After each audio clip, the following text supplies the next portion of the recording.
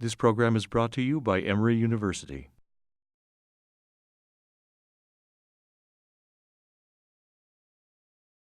Good morning, everyone. Let's go ahead and get started. Before we start, just remind you, Thursday at 5:30 is the Dean's Distinguished Lecture, and Leslie Shaw is the lecturer. So I hope to see you all there, both faculty and fellows, students, et cetera. Of course, are welcome. It's over in the School of Medicine in one of the big lecture rooms, 110, and it starts at 5:30, and there's a reception afterwards. So hope to see you all there. That's a very important honor. I think the dean's only been doing that about 6 or 8 years, and 2 of those have been from cardiology. So it's a good trend to keep up. With that, I would like to ask you to join me in welcoming Arshed Quyyumi as our speaker. As you know, Arshed is co-director of the of ECRI here, and has really been just a major force in cardiovascular, clinical, and translational research. If you look through his CV, it's just amazing the number of things that he's been involved in. Obviously most of you know the very fundamental work on endothelial function in humans and really understanding a variety of factors from genetics, environmental, drug, and disease states, and how those interact endothelial function and the role of endothelial function in cardiovascular disease. He's also been extremely involved in regenerative medicine, from both as a biomarker and some of the initial big paper in that area, and then subsequent therapeutic areas as well, and ongoing clinical trials.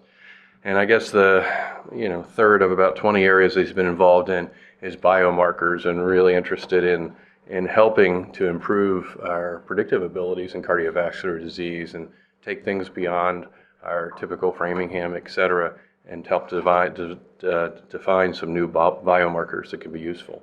And I believe that's going to be his topic today, based on that title. So, Arshed, welcome. Morning, everyone. I'm not going to mention endothelial function, which might be helpful because I've talked a lot about that over the years.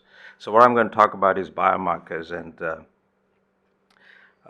here are the grants and things that we get, but there are a couple of these in bold which highlight grants that have funded some of the research that I'm going to talk about.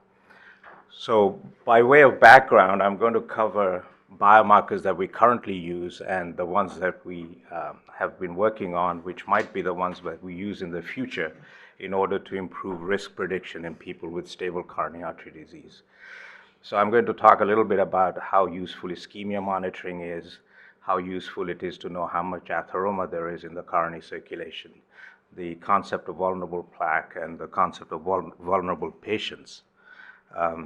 And see which aspect of these or which ones of these are more useful in managing disease.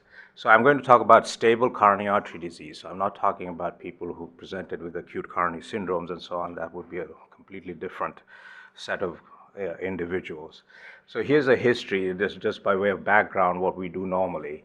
So this is a patient referred from an outside hospital, he's 60-year-old, with a history of hypertension, dyslipidemia, and previous smoking. His blood pressure is 135/85, LDL is 110, HDL is 35, sugar is a little high, but he's not yet diabetic. He's been treated with metoprolol, aspirin, and pravastatin. He had a month's history of occasionally having chest pain on exertion, which was suggestive of angina, and he got a SPECT scan, exercise SPECT, which showed a normal ejection fraction, infralateral ischemia. That bought him a cath, which showed a lesion in the mid-LAD in the distal right. The mid-LAD lesion was somewhat borderline, so the FFR was done. It was 0.8, and he got angioplasty and drug-eluting stents to the LAD and the RCA, which is the standard sort of modus operandi, and I think nobody would argue. And he's asking whether he's fine now, and what his long-term outlook is, and whether what happened to him is what was right. So let's go through what we do and talk about myocardial ischemia testing as a biomarker, if you like. And the question is, does the presence of ischemia and its eradication with PCI improve prognosis, which is what happened to this individual. So if you look at this, and the way I'm going to do this is through many of these meta-analyses that have been done. So this is a conglomeration of several studies with over 4,000 patients who were randomized to either medical therapy, optimal medical therapy, or angioplasty in stable coronary artery disease patients who had myocardial ischemia. So it's not just stable people with or without myocardial ischemia, which is how a lot of these trials were done, but these are the few trials that also had documented ischemia, and it was there, and then they were randomized to receive PCI or not. So the question is, did it prevent these people from dying more? And the answer was no. There is no significant difference here between the mortality in this, at least in this duration of time, which is often about 4 or 5 years, but sometimes only 1 year in these studies. If you ask whether there was reduction in future myocardial infarction, again, no difference. If anything, there's a tendency, a 24% increased risk with a P of 0.06 for having increased risk of myocardial infarction. What about unplanned revascularization in the following time period? Well, there is a tendency here to having reduced risk of future revascularization, but it didn't reach quite significance. But there is a strong trend, particularly in some trials like the FAME2 compared to the others. And then angina during follow-up also, there's a trend to having less of it, particularly in FAME2, but not necessarily in the others. Now, if you look at some of these trials in a bit more detail, and this is a sub-study of the COURAGE trial. COURAGE, remember, was optimal medical therapy versus revascularization. And in these individuals, 600 of them had a SPECT scan at baseline, so you could actually measure the amount of ischemia they had. And then they were followed. And they were either randomized to medical therapy or surgical therapy or PCI, depending on what was deemed necessary. And then so anyway, this is now divided by the amount of ischemic myocardium, so 0 to less than 5% myocardium. So you would consider this as minimal or no ischemia. People who had a little bit of ischemia, 5 to 10%, and those who had more ischemia, more than 10% reversible defect. And if you looked at their outcomes, irrespective of whether they got PCI or medical therapy, there was no difference. FAME2, as we saw just now, was different in the sense that it showed a benefit. This is a fractional flow reserve guided PCI versus medical therapy in stable coronary artery disease, randomized 888 patients with obstructive coronary artery disease who had an FFR done. This is fractional flow reserve. I won't go into the details of how this is done, but you measure the pressure difference across a given narrowing by infusing adenosine intravenously and seeing whether there's a pressure drop, and if there's enough of a pressure drop so that the FFR, the ratio of the proximal distal, is less than 0.8 or 0.8, then it's considered that this lesion is significant and it can be angioplasty and stented. So these people were randomized FFR-based into either receiving their stent plus optimal medical therapy versus optimal medical therapy. So if you look at mortality in this condition, and this has been presented before, medical therapy is the yellow line, PCI group is the blue line, really no difference in mortality. Myocardial infarction rate was also not different going forwards. The study was stopped early, so the follow-up is actually quite short, 1 year. However, if you looked at revascularization, urgent revascularization during follow-up, there was a big difference such that people who received medical therapy had a much higher rate of revascularization. So here are the numbers. Total revascularization in the optimal medical therapy group versus the PCI group, 12% versus 2%, roughly. Okay, so big difference. Almost 10% more people had to have angioplasty during follow-up. So a lot of analyses have been done of this trial. I mean, based on this, a lot of people get FFR in the cath lab, and that sort of gives you a license to put a stent in. But FAME2 randomized patients after cath, so physicians who knew that their patients had lesions were treating them with optimal medical therapy, knew the anatomy and knew the FFR results, which obviously biases things. Impact on tendency to perform early revascularization in optimal medical therapy arm is unknown. from this study. In the primary endpoint of Courage and Barry 2D, which are the other earlier trials that we looked at very quickly, which showed no difference in outcomes between revascularization and medical therapy. If one had used revascularization procedures at an endpoint, they would have also been positive. Because once you consider future revascularization, then you tend to get better outcomes with revascularization. There was clearly no difference in death and MI, which is what we are trying to do, I guess, ultimately. And then you could also argue that 88% of the people who were randomized to the PCI arm received unnecessary procedures because they wouldn't have required angioplasty, at least in the first year. So in answer to the question, does the presence of ischemia and its eradication with revascularization, particularly PCI, improve prognosis? The answer is there is no reduction in mortality. There may actually be a slight increase in MI risk, although in those trials it didn't reach significance, but there is a reduction in future need for revascularization. If you address this question a little bit more about procedural myocardial infarctions, and there have been meta-analyses done, this is one in circulation about a year and a half ago.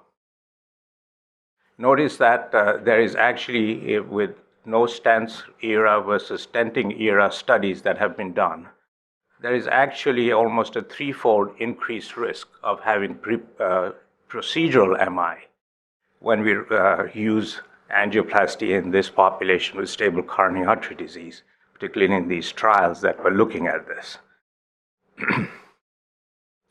So back to our question, at least we can say there is clinical equipoise on this. When we consent people with stable disease who are undergoing stress testing, cath, and then stenting, do we actually say that there is absolutely no evidence that your death and MI rate in the future is going to be affected by this procedure? Do we tell them that there is a threefold increase in procedural MI during this procedure? Or do we tell them that, the chances of you coming back to have another angioplasty, at least in the first year, is only 1 in 8 or 1 in 10? So since there is still a big question as to the way we standardly sort of proceed with this kind of a presentation, which is very common actually, we do this every day almost, certainly several times a week. There is a trial that is ongoing called the Ischemia trial that is trying to sort this out. This will recruit people just like this guy, which is stable coronary artery disease patient who's had moderate or severe ischemia demonstrated by one of the imaging modalities. They will get a blinded coronary CT angiogram in order to rule out those who have left main disease so that they don't get randomized. And then they will get randomized either into optimal medical therapy plus cath-based approach and revascularization, or just conservative strategy, which would be optimal medical therapy alone. And if they fell out of this because they got some more chest pain and got admitted, etc., they will obviously cross over to the revascularization limb. So this study is ongoing. It has been for a while. It'll even recruit people who have renal disease now. But we've been very bad at recruiting people into this study. Yet about a mile from here is a VA hospital, and Pankaj is the coordinator who has been recruiting the largest numbers of patients of any center in the US. But Emory University Hospital, we have got like 2. So that says something about how we can probably recruit better in this, because there is a big question in management of these individuals. So next question, does atheroma burden affect prognosis in stable coronary artery disease? So this is another biomarker that we often use, which is, does the amount of disease matter? So here we will look at, again, the same patients that were in Courage. And they are now being looked at in terms of their coronary anatomy. And there is a grading of coronary anatomy, but imagine that this is 1 vessel disease, 2 vessel disease, and 3 vessel disease. Notice that there is increased risk if you have more disease. looked at in this sort of coarse angiographic way. And this is just to compare with the ischemia piece of the equation here, showing no difference. So anatomy mattered in this population in terms of dividing people into risk categories, but physiology, if you like, or ischemia monitoring didn't. But there are better ways of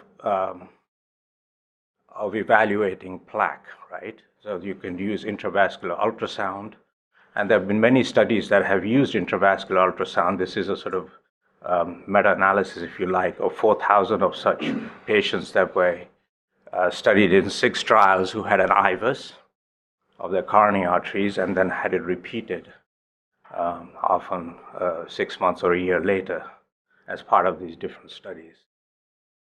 There was a major adverse cardiac event rate was substantial, but very few of them had death or MI. Majority of them had revascularization going forwards. So when they performed multivariate analysis of all of the risk factors and the IVUS burden of atherosclerosis, then it turned out that the percentage atheroma volume was indeed a highly significant predictor of outcome. And this is what is shown here. If you divide these people into quartiles, notice that if you have more atheroma burden, you have worse outcome. Mind you, a lot of this is revascularization. But interestingly, there are also now other ways of looking at atheroma burden. This is a study using CT angiography with more than 3,000 subjects who underwent CT angiography. CT angio also allows you to evaluate atheroma burden much better than the luminograms that we do in the cath lab, which only tells you what the lumen is doing, not the wall. These patients were followed up for 3.5 years, and what they did here was to divide people into very limited disease. So they had just 4 spots in their coronary tree that seemed to have atheroma, versus those who had extensive disease, more than 4 areas in their coronary tree that would have atherosclerosis. Then they also divided them according to whether there was obstructive disease or not. So more than 50% narrowing in any of those areas versus non-obstructive. So here are the event rates now in terms of death and MI in these various categories. So these are people with no coronary artery disease. Okay, so in comparison to them, those who had non-obstructive disease in less than 4 spots had, even those people had a little worse prognosis, but really not so bad. But when you come to non-obstructive disease in multiple areas, then their outcome was equally as bad as people who had obstructive disease in less than 4 areas, and not too different from obstructive disease in more than 4 areas, okay? So extensive disease actually has, whether or not it's obstructive, has a bad prognosis. So the obstruction is sort of incidental. Now there is a third way or fourth way of analyzing atheroma. This is the cheapest and probably the least used in this type of population, and that is CT calcium scoring. And this is actually data taken from the wrong sorts of patients. These are population study, this MESA is, as you know. 6,000 people, asymptomatic population. We're talking about symptomatic people, but I'm just using this as a guide to what can be gleaned from just the calcium score. So the greater the calcium score, the worse the prognosis. Very nice separation in terms of risk. What's nice also is that if you have 0 calcium score, at least in the normal population, we're talking about people with disease, so it really doesn't apply, but if you have 0, then you're going to sort of live for a long time without cardiovascular outcomes. So in answer to the question, does atheroma burden affect prognosis in stable coronary artery disease? The answer is the greater the atheroma burden is, the worse the prognosis, whether or not this is accompanied by obstruction at one or more spots. So then the argument became, okay, we're not very good at knowing which lesion is going to progress to myocardial infarction and which lesion is going to cause the sudden cardiac death that we are afraid of, and that is all to do with vulnerability of the plaque. And the severity of the lesion doesn't communicate to us how vulnerable the plaque is as a site for future plaque rupture or plaque erosion thrombus formation and acute myocardial infarction, or if you're unlucky, to sudden cardiac death. So this whole science of vulnerable plaque took off. This is a nice article if you want to read about this from Alok Finn and his colleagues. So a plaque is a complicated organ. It has a lipid core, it has inflammatory cells, it has fibrous layer on top of it, which protects it in a sense because it stops the blood from seeing a highly atherogenic material that's present within the plaque, and that's what keeps us going. When the plaque ruptures, it exposes the contents of this plaque to the contents of the bloodstream and clot forms, and that's what leads to acute coronary syndromes. So there are many modalities to look for vulnerable plaque. They're all fairly invasive: IVUS, OCT, thermography, etc. And there are features that are well described: thin cap fibrous atheroma and necrotic core. So the cap, the fibrous cap becomes thin in certain areas. There is necrotic core, and these are the areas that are thought to be prone to rupture, and when they rupture, there is clot formation, etc. But pathological studies have also shown that there are many areas where plaque has ruptured and healed. So you see this hemorrhage within the plaque without actually causing acute coronary syndrome. So the question is, what is the natural history of these vulnerable plaques? And in order to sort this out, as you know, there was this trial called the Prospect trial that was published a few years ago. 697 patients with acute coronary syndrome had 3-vessel IVUS done. So look down proximal mid-segments of all 3 arteries and look for these thin cap fibrous atheromas as a sort of areas which are prone to rupture. But during follow-up of 3.5 years, 26 recurrent events occurred. Okay, so 595 thin cap fibrous atheromas with 26 events. 1.3% per year of them led to an event. So here's the annualized risk of MI or death from thin cap fibrous atheromas versus non-thin cap fibrous atheromas. No difference between the two, and very low rate. 2% is what you'd consider as a reasonable rate where you could intervene. However, when they looked at plaque burden, and I won't go into how they calculated it, but when it was high, this was predictive of future cardiovascular events. The event rate in this group was 9.6%. And if there was luminal area narrowing, which was significant, they also had more events going forward. So this also tells us that, at least looking at fibrous thick fuzz, or vulnerability of plaque within the coronary tree is not going to tell us what's going to happen, at least in the near term, 3 years or so. So now there are a lot of people have done a lot of studies, and I'm going to just summarize what they are thinking. Thick fuzz, these thin cap fibrous atheromas, are highly prevalent in patients with coronary artery disease. The more you look, the more you find. Over a few months, plaques gain or lose vulnerable characteristics. So they may change. So you look at it 3 months later, new ones crop up, and the old ones seem to have gone away. 75% of these thick fuzz transition to thick cap fibrous atheromas or fibrotic plaques within a year. So the natural history is that they'll become thick cap fibrous atheromas in the majority of cases. None of these patients actually experience events during that period, and the majority of thick fuzz rupture is clinically silent and results in stenosis progression. So if you start off with 20 of these, 15 will end up as thick cap fibrous atheromas or fibrotic plaques within a year, whereas the other 5 will continue to be going forwards and about with less than 1% event rate. So will detection of vulnerable plaque improve prediction in people with coronary artery disease that is stable? And this was actually done in an unstable population. The answer is no, or unlikely. So then the question becomes,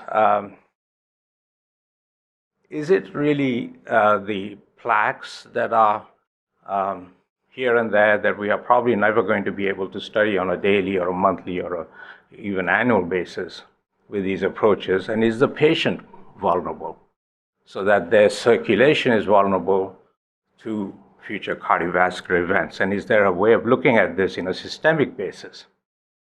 So that brings us to understanding what we're doing, which is what is atherosclerosis, how does it occur, and what are the pathways that have to be activated in order to have plaques occur and not just be there, but also rupture. So here's our standard paradigm: risk factors, by which we mean the standard ones: cholesterol, blood pressure, smoking, diabetes, getting old, being male, all of those kinds of things. Now, all of those actually activate certain pathways within our vasculature. These involve increased oxidative stress, an inflammatory reaction, some immune cells come in and out, and there's some dysregulation. There clearly has to be clot formation that occurs in order to get acute coronary syndromes, and that leads to atherosclerosis and its cardiovascular events. And not all of us with the standard set of risk factors are going to go this way, because there is an enormous influence of who we are in terms of our genetics and what we do in terms of our behavioral aspects, smoking, stress, all that kind of stuff. So what about genetics? Can we use some information from genetics? And here we come to some of the novel biomarkers, if you like, that one might think of.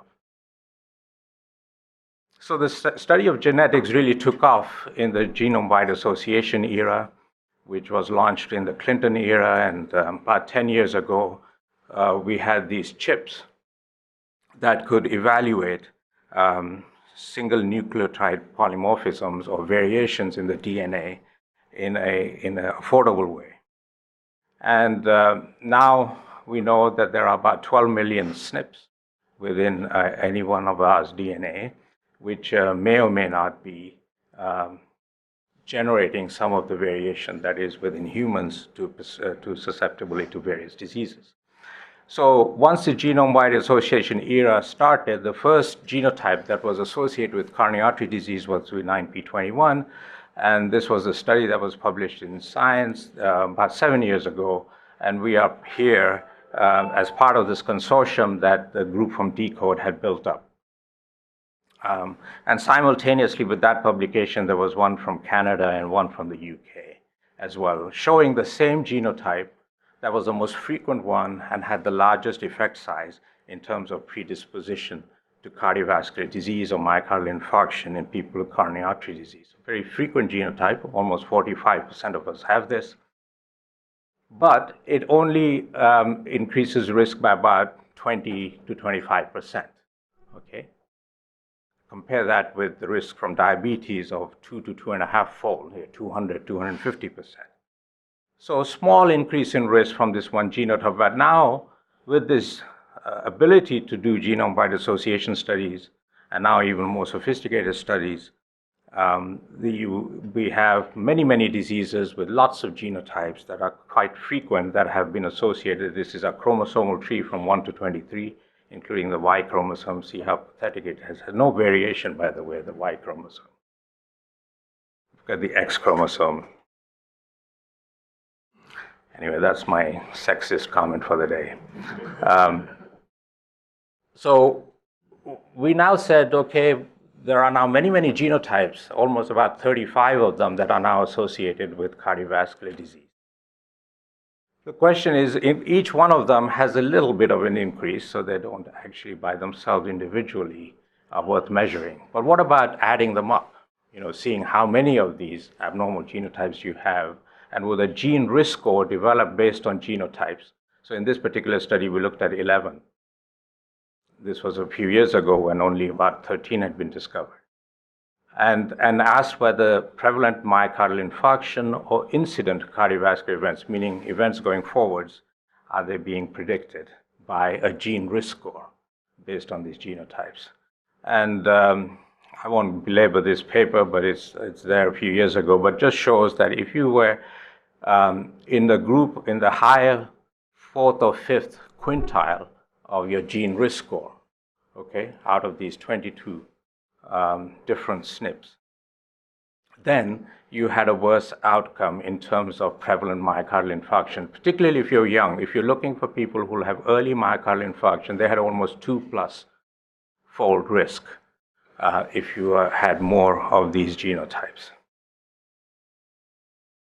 This is a study that actually just got published in Lancet, which I think changes some of the ways we think about this, because the interpretation up until recently was that this whole investment in genetics through these genomic studies has been a waste of time, because it really hasn't brought it to our desktop, as it were. We don't use this information, and for common diseases like coronary artery disease and diabetes, etc., it's been a waste of time. This is a study looking at a huge number of studies, very large ones like the Malmo Diet and Cancer Study, Jupiter, Ascot, CARE, and Prove It. So it's like a 48,000 individuals who were randomized in these many studies with 3,500 events, deaths and MIs, using a gene risk score calculated from 27 genetic variants that have been shown, these are the 27, that have been shown to be associated with cardiovascular disease. So here are some results. What this shows is that the genetic risk score identified individuals at increased risk of both incident and recurrent events. So we knew about the incident events, like if you are healthy and you're trying to predict whether or not you'll have some sort of coronary disease event going forwards, then we knew that these genotypes would be able to predict it with some fidelity. What we didn't know that is if we already had disease like this patient that we're discussing, would it be able to predict the gene risk score, future cardiovascular events? And it does in these studies. So compared to those individuals who were in the lowest tertile of gene risk score, those who were in the intermediate and high risk tertile, meaning they had more of these genetic variants, had increased risk. So almost 72% increased risk if you're in the third highest tertile. But what's even more interesting is that they looked at the effect of statins, because a lot of these trials were statin trials. I'm just showing you two of them, like Ascot, which was a primary prevention trial, and CARE, which was a secondary prevention trial. So this one applies to that patient of ours who has stable coronary artery disease. And what this showed was that the risk reduction with statins was actually greater in people who had higher gene risk score. So it's more effective, the statins are, in people who are also genetically at higher risk of developing cardiovascular disease. And this difference was significant. So these are people in low genetic risk score, and this is the absolute risk reduction with statins, 1, say, compared to almost 3% decreased risk in people who had the higher genetic risk score. And the numbers needed to treat to prevent one event was 66 in people with low gene risk score versus 25 in those who had high risk. So what it's telling us is not only does it identify people, a gene risk score, people who had higher risk in the general population, but also in people who have coronary artery disease already, and also that treatment could perhaps be tailored accordingly. Or the effect of treatment is different between these two groups of people. But genetics has now become very complicated, or at least the influence on our genome. This is what we were talking about, is what happens when there is a variation in the DNA. But we know that this has to be translated into RNAs, and that they can be influenced by microRNAs before they actually convert into proteins and metabolites. And that these influences on the DNA are also epigenetic, and that may be environmental, for example, whether you smoke or not, leading to methylation of this, and then leading to translation to a higher or lower extent. So in other words, just having these genotypes doesn't increase your risk. How that genotype is expressing, so downstream protein function, etc., is going to do it. So this whole effort is actually now going on here and many other places. We're now looking at metabolome, okay, out here. So we're looking at sort of downstream consequences of having changes occur. And again, this would have to be a different talk, but just to show that there are unique metabolites being identified with any phenotype. In this case, we're looking at obesity. And then gene expression. So, going back one more time. So we're looking now at RNA changes, again in circulating blood, showing that there are patterns of the transcriptome, if you like, which is where you're looking at the message, where people can be divided into very low risk and very high risk based on that message in the peripheral blood. So again, this was a study of 350 people, small, and needs to be reproduced. But nevertheless, very exciting that even in this high-risk population, you can determine 8-fold increased risk. The odds ratio is 8 between the high-risk and the low-risk group based on the transcriptome. So that's a little advanced, and it's early, and it's probably not available.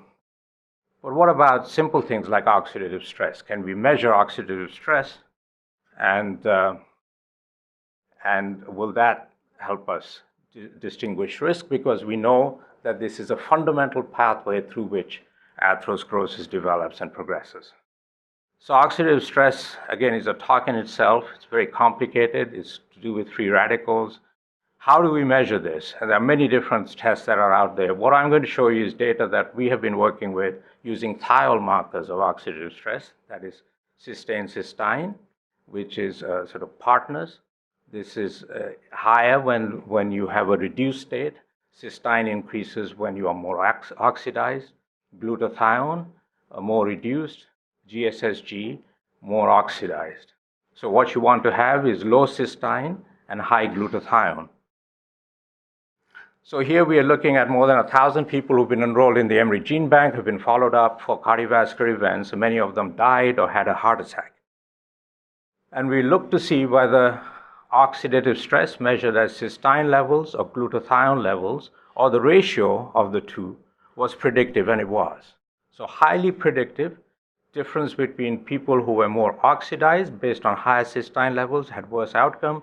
People who had low glutathione, meaning more oxidized, had worse outcome. If you combine those as a ratio, then that was the best discriminator between the two.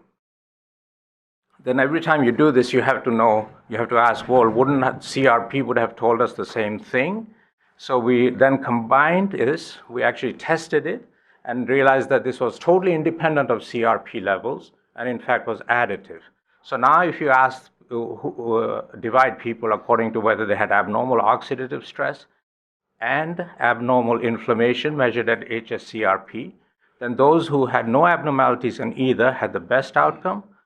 If you were oxidized or inflamed, just one of the two, you had an intermediate outcome, but if you were both oxidized as well as inflamed, you had the worst outcome.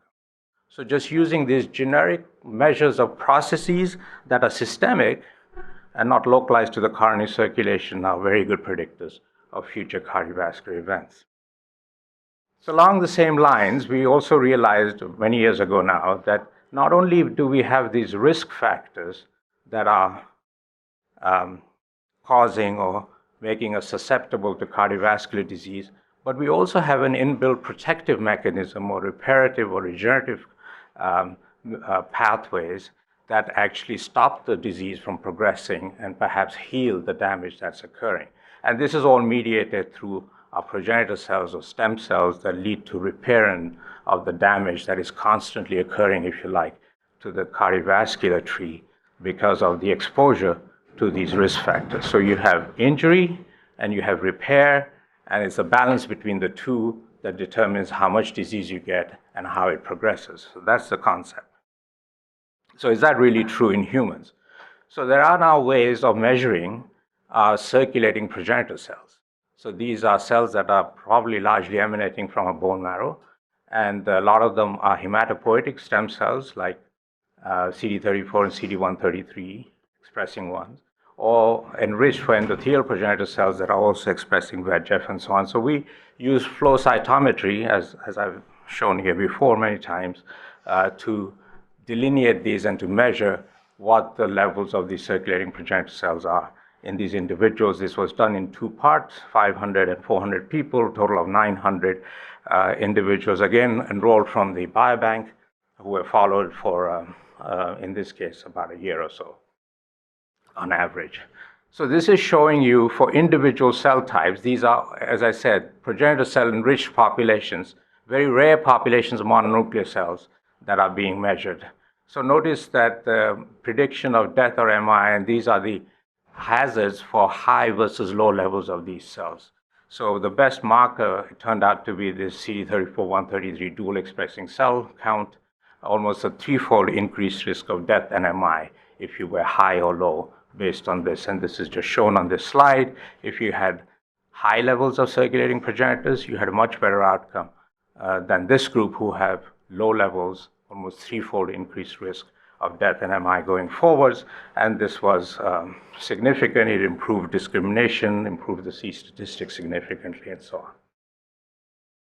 So there are measures then of oxidation, of inflammation, and of regenerative capacity that allows us to distinguish risk very neatly in this very high-risk population, independent, again, of all of those risk factors that we usually look at, which is disease, smoking, how much you have, LV function, et cetera, et cetera. All of those things that I've just shown you are independent of all of those standard clinical measures that we make.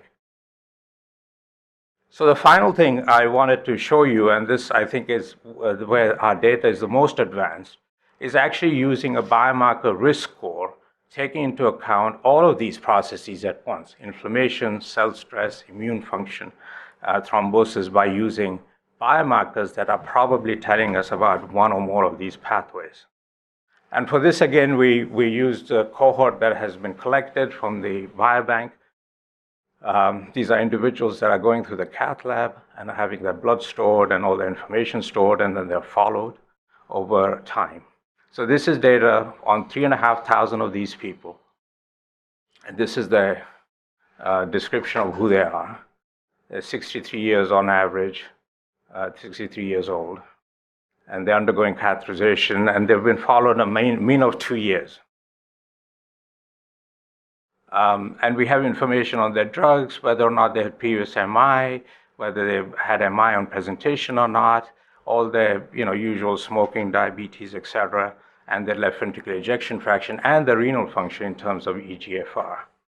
So during follow-up, then, almost 12% of them have had death or MI. So there are hundreds of events, more than 400 deaths or MIs going forward. So it's a very well-powered study, and almost 380 revascularization events. So if you say, well, we get all this clinical information, how good is that to distinguish risk? Well, these are the clinical risk factors, the conventional factors that are already available to us that determine risk. And these are independent of each other. So age was, diabetes, smoking, having a low EF, having an MI on presentation, and significance of coronary artery disease. So all these things that we really do know are risk factors. So if you divide people based on their conventional risk score, 0 or 1 risk factor, they had better outcomes than if they had more than 3 of these risk factors. They had worse outcome. This is what this is showing in terms of independent measures of risk. So can we do better than this? Can we do better than what we already know from their clinical criteria? So we have looked at a number of biomarkers, and I'm going to show you the story that has developed around these 4. CRP, that we all know about, measure of inflammation, if you like. FTPs, fibrin degradation products. These are probably measures of our thrombotic tendency. HSP70, which goes up with stressing the cells, if you like, measure of cell stress. And SUPAR, which is complicated, it's both a marker of inflammation as well as probably of thrombotic tendency. Soluble urokinase plasminogen activator receptor is what that stands for. So here's looking at each of these biomarkers and their prognostic ability. And they're just being cut by a value. And I won't go into how we use that value, but you have to do an ROC curve, use a Uden's index, and find out what the best cutoff is to determine high and low risk. And look at these p-values, okay, 10 to the minus 11. So this is not contestable data, if you like. So more than 400 events and p-values of minus 11, minus 18 to show that these 4 biomarkers were all individually predictive of outcomes going forwards. And if you look at how predictive they were, so this is now using these 4 biomarkers with their cutoffs. And if you just looked at the ability to predict death and MI going forwards, the hazard ratios vary between 1.5 and 2-ish, okay? which is around the level, 2 is around the level of what diabetes predicts. But what if we combine them as 0, 1, 2, 3, 4? So this is combine them in the sense that you either have a person who has none of these biomarkers high, or one of these high, 2 of these, 3 of these, 4 of these. So now if you look at this, if you have only one biomarker positive, you have 80% increased risk, right? 1.8 hazard ratio. Whereas when you get to 4 biomarkers positive, almost 9-fold increased risk of having death of MI going forwards in the next year or two. Okay, we have no test that is able to take a patient who's being discharged from the cath lab to tell them whether or not they have a 9-fold increased risk compared to the other guy, or almost no increase. So this is just showing it pictorially, 0, 1, 2, 3, 4 biomarkers positive groups and their outcomes. What does it really mean? Well, the person who has 0 biomarkers positive has less than 1% per year risk of having death or MI, whereas the person having 4 biomarkers positive has 22% risk of dying or having a heart attack in the next 12 months. And we don't tell anybody any of this because we can't imagine this. You have to measure these biomarkers to know. Who are these people?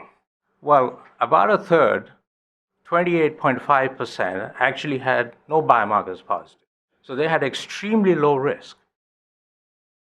Okay, yet we treat everybody with the same level of fervor and aggression, or lack of it, as it may be. Whereas the persons who were 4 biomarkers positive, they were only 2.6% of the population, yet they had an event rate going forwards of 22%. So if you take the top 2 high-risk population, 1 in 8 people that we're discharging like this are going to be at extremely high risk, whereas the others are actually at very low risk. So if you have limited resources, you certainly won't go around looking at these patients and trying to be aggressive with them because they're already at very low risk, whereas you'll spend all your effort to try and see what you can do with this crowd because they're at extremely high risk. And this is just to show you, you can't see these lines, but there is no heterogeneity, meaning that these biomarkers were the same level of prediction, had the same level of prediction, whether or not you were old or young, whether you're male or female, whether you're hypertensive or not, and so on and so forth, but also whether or not you had significant disease. Because remember, this is a question we are asking. So people who had no significant disease even had better prediction than people who had significant disease based on these biomarkers. Okay? People who had no significant disease by angiography, where we pat them on the back and say, Mr. So-and-so, didn't find a blockage. Isn't that good news? Go home. Same day discharge. Okay? Those people have the same risk or higher based on their biomarker risk score than others. Again, this is just showing you that this is all very valid. This is the usual risk factors, ROC curve. This is how much better it gets if you add biomarker risk score. This is improvement of the C statistic. It's all adjusted for all of the usual biomarkers, renal function, coronary disease severity, LV function, all the drugs that you're on. It's all adjusted for all that. Okay, so is this true? Or is this something peculiar about the Emory Biobank, or do we make these results up? So we reproduce this in the Barry 2D population. Barry 2D, remember, was the study in diabetics who were randomized to medical therapy versus revascularization, either surgery or angioplasty and so on. But what they did was to collect bloods at baseline and then at 1 year, and they followed these people up. So 2,500 or so people. During that follow-up period, they were aggressively treated. Aggressively meaning the blood pressure was lowered, the hemoglobin A1C was lowered, the LDL was lowered, they were made to stop smoking with counseling, other lifestyle modifications were done, and they were randomized. And remember, the result was that there was no difference, except in the surgical group, CABG patients who happened to be randomized to coronary bypass surgery actually had better outcomes than medical therapy. So we looked at our biomarker risk score, but with 3 biomarkers only. The SUPA hasn't been done, but CRP, HSP, 70, and FTPs are looked at in the VARI2 data and totally reproduces what we found. So this is mortality, VARI2D, baseline measures. If you had no risk, no biomarker that were high, versus if you had all 3 biomarkers high. Okay, completely different prediction or occurrence of death in this population based on the biomarker risk score. This is looking at death and MI. This is looking at cardiac death, and this is looking at death, MI, and subsequent revascularization. So complete difference between outcomes based on the biomarker risk score, independent of whether they got angioplasty or they got surgery or whether they got medical therapy. Made no difference. So, as I said, they had blood also taken at 1 year, not just at baseline. So here we could see what happens after treating people aggressively with medical therapy, if you like, and lifestyle intervention in a group of patients who had diabetes and cardiovascular disease, so very high risk cohort. So what happens to the biomarkers? Well, CRP came down significantly, HSP 70 came down significantly, and FDPs came down significantly.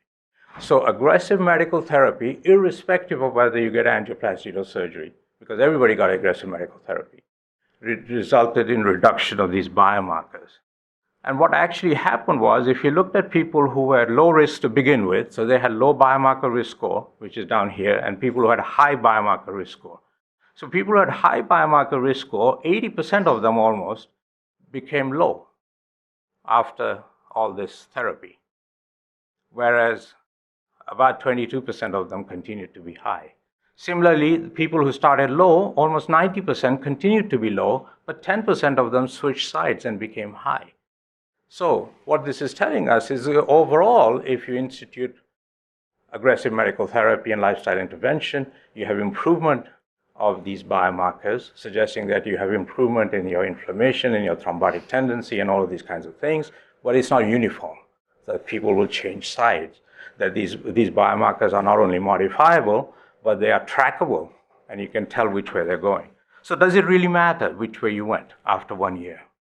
So if you look at event rate after 1 year, based on 1 year biomarkers, same thing. These are low-risk patients with 0 or 1 biomarker positive, going forwards to year 5, so 4-year follow-up, lower death and MI rate than people who had high biomarker risk score at 1 year. So remember, you readjusted them, recalibrated them with medical therapy to high, low, and when you ask the question, well, did that still was predictive? And it was.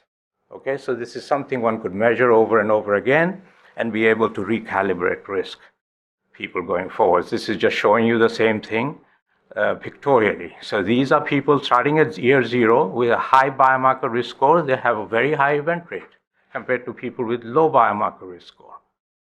Now, when you take these individuals and then reclassify them based on their 1 year results to those who continued to have high biomarker risk score versus those who got reclassified to low biomarker risk score, then people who were low had better prognosis than people who continued to be high. Okay? So the conclusions of this study are that the biomarker risk score based on these 3 biomarkers was validated from what we had found here before as a predictor of adverse outcomes in patients with coronary artery disease and diabetes. And this data is now in 5,900 patients with over 800 events. So it is substantial.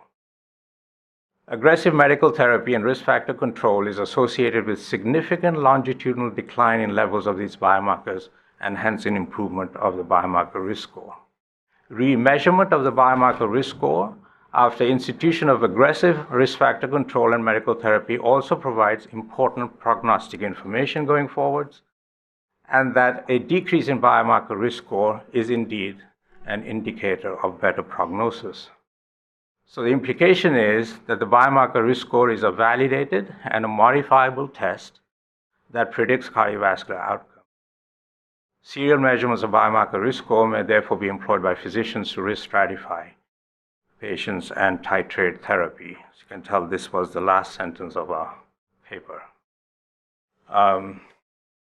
So if we were to adopt this approach and say, well, now we are under enlightenment, if that's what you call this, and that we will do things differently.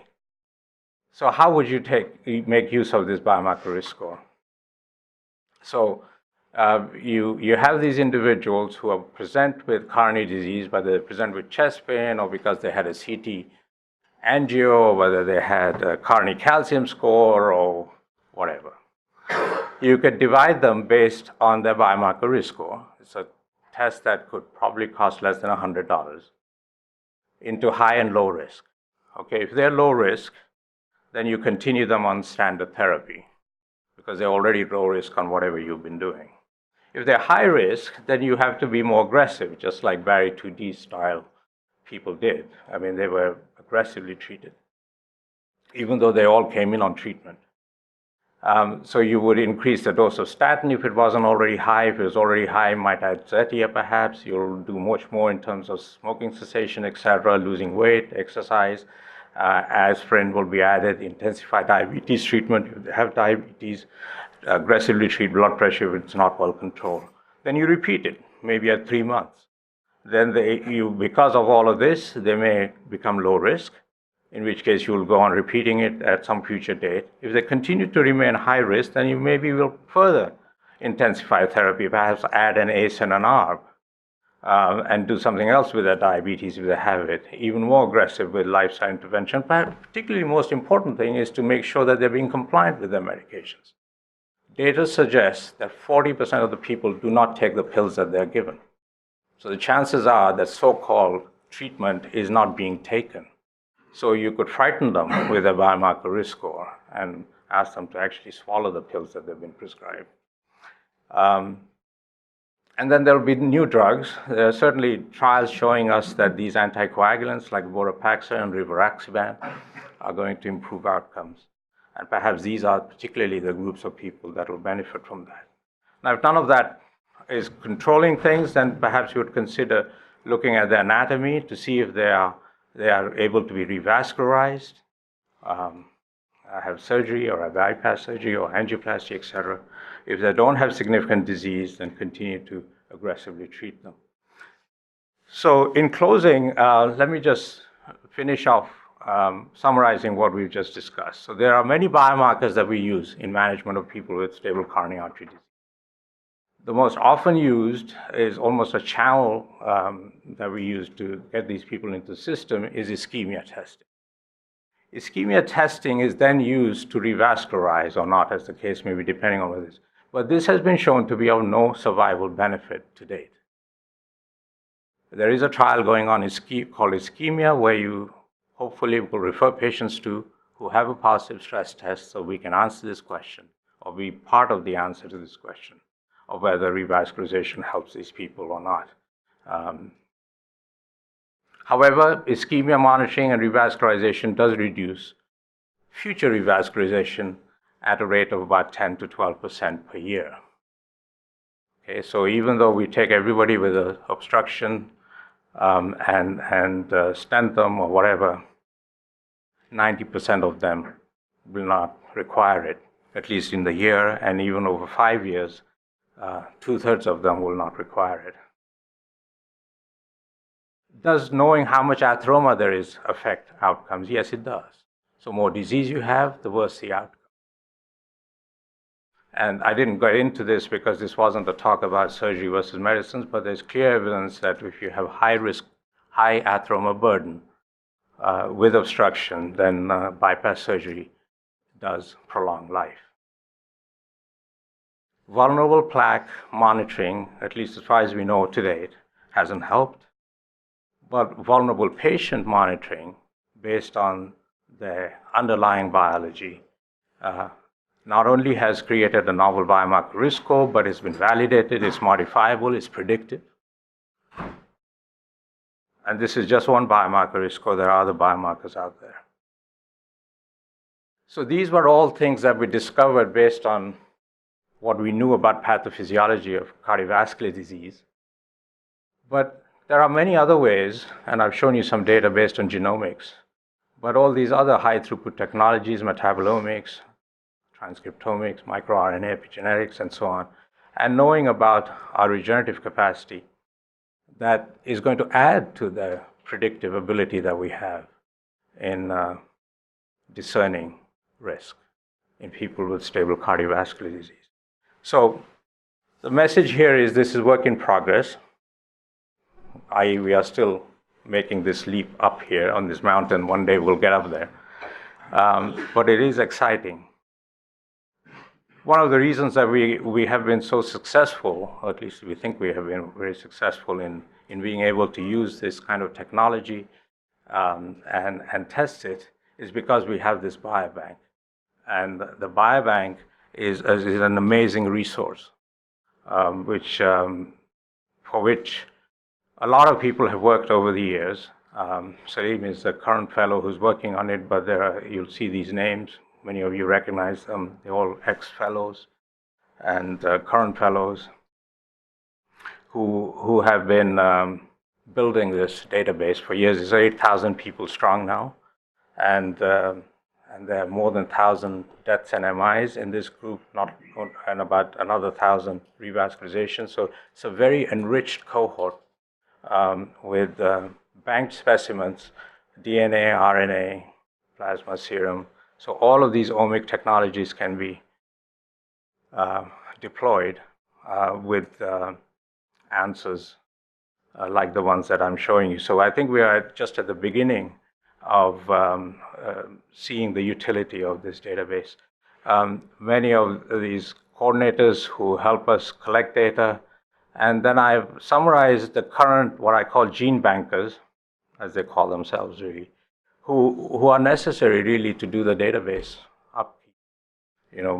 Million things have to be done, extraction of data, checking, entry, et cetera, following through with patients. Other people involved with the biobank, Viola from epidemiology, a very strong biostatistical group that allows us to do these advanced statistics, database management, so downloading stuff from the EMER and so on, calling people, Joy Hartsfield, our colleagues at Atlanta VA, who also have a parallel data bank, funding from Larry Sperling and Katz Foundation that helps to fund some of these efforts.